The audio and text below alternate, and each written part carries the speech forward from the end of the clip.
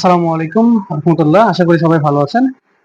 আজকে এক্সক্লুসিভ একটি সাজেশন নিয়ে আপনাদের সঙ্গে আলোচনা করব। সেটা হচ্ছে ডিগ্রি তৃতীয় বর্ষ 2025, বিষয় ইসলামের ইতিহাস, পঞ্চম পত্র। সংক্ষিপ্ত প্রশ্ন নিয়ে প্রথমত আমি আলোচনা করব। দেখুন যে এখানে টোটালি আমি 12টা প্রশ্ন দিয়েছি। তার মধ্যে প্রথম প্রশ্নটি হচ্ছে পবিত্র চুক্তি ও দ্বি শক্তি চুক্তি বলতে কি বোঝায়। এখানে যতগুলো প্রশ্ন দেওয়া আছে সবগুলো প্রশ্নই কিন্তু 100%, ঠিক আছে। এগুলো পড়লে ইনশাল্লাহ আপনারা কমন পাবেন। দ্বিতীয় প্রশ্নটি হলো ক্রিমিয়াম যুদ্ধের কারণসমূহ লিখো। তৃতীয় প্রশ্নটি হচ্ছে প্রাচ্য সমস্যা ও ফ্যাসিবাদ কি, খুবই গুরুত্বপূর্ণ প্রশ্ন। নাম্বার 4, বার্লিন চুক্তি সম্পর্কে ব্যাখ্যা করো। নাম্বার 5, মেটার্নিক পদ্ধতি কি ছিল, এটি ব্যাখ্যা করো। 6, ফেব্রুয়ারি বিপ্লব কি, এর ফলাফল ব্যাখ্যা করো। 7, অ্যাডলফ হিটলার, মোহাম্মদ আলী পাশা এদের সম্পর্কে লিখো। অর্থাৎ এই যে অ্যাডলফ হিটলার অথবা মোহাম্মদ আলী পাশা এরকম করে সম্পর্কে লিখতে আসতে হবে, সেটা কিন্তু অবশ্যই আপনাকে লিখতে হবে, ঠিক আছে। আচ্ছা, 7 নম্বরের পরে এবার 8 নম্বরটি দেখেন যে স্টেটস জেনারেল বলতে কি বোঝায়। স্টেটস জেনারেল বলতে কি বোঝায়। 9 নম্বরটি হচ্ছে ফরাসি বিপ্লবের সময়ে ইউরোপের অবস্থা বর্ণনা করো। এটা অনেক গুরুত্বপূর্ণ প্রশ্ন। 10 নম্বরটি হচ্ছে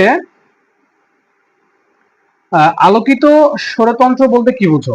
11 নম্বর প্রশ্নটি হচ্ছে লিগ অব নেশনস এর ব্যর্থতা লিখো। বা সবশেষে 12 নম্বর প্রশ্নটি হচ্ছে বাস্তিল পতন সম্পর্কে লিখো। অর্থাৎ এই প্রশ্নগুলো কিন্তু সংক্ষিপ্ত জন্য খুবই খুবই গুরুত্বপূর্ণ। এবার আমরা দেখে নেব গ বিভাগ প্রশ্ন অর্থাৎ রচনামূলক প্রশ্ন সময় সাজেশন। প্রথম প্রশ্নটি হচ্ছে 1 নম্বর যে 1789 সালে সংগঠিত ফরাসি বিপ্লবের প্রধান কারণ ও ফলাফল। খুবই গুরুত্বপূর্ণ প্রশ্ন। কিন্তু আমি আরেকটি কথা বলে রাখি, এই গ বিভাগের প্রশ্নগুলো কিন্তু সব 100%, মানে সবগুলো কিন্তু খুব ভালোভাবে পড়তে হবে, ঠিক আছে। সবগুলো প্রশ্নই অল কোশ্চেন, ঠিক আছে। 2 নম্বর প্রশ্নটি হচ্ছে 1919 সালের ভার্সাই চুক্তির প্রধান শর্তগুলো কি, আলোচনা করুন। 3 নম্বরটি হচ্ছে গ্রিক স্বাধীনতা যুদ্ধের কারণ ও ফলাফল আলোচনা করো।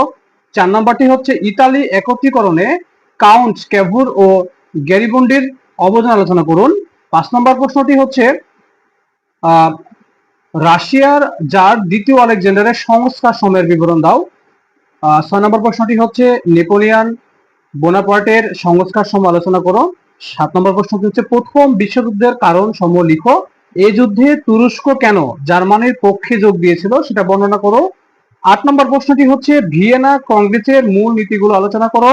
9 নম্বর প্রশ্নটি হচ্ছে রাষ্ট্রনায়ক হিসেবে হিটলারের সাফল্য ও ব্যর্থতা আলোচনা করো। 10 নম্বর প্রশ্নটি হচ্ছে দেখুন আপনারা যে 1778 সালের বার্লিন চুক্তির প্রধান ধারা, এই ধারাগুলো আলোচনা করতে হবে। 11 নম্বর প্রশ্নটি হলো মেটার্নিক যুগ বলতে কি বুঝো, তা ব্যর্থ হয়েছিল, যে যুগ ব্যর্থ হয়েছিল কেন সেটা আলোচনা করতে হবে।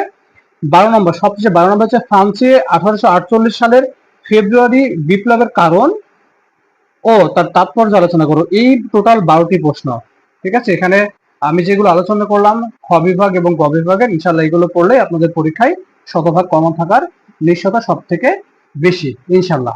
আসসালামু আলাইকুম ওয়া রাহমাতুল্লাহ।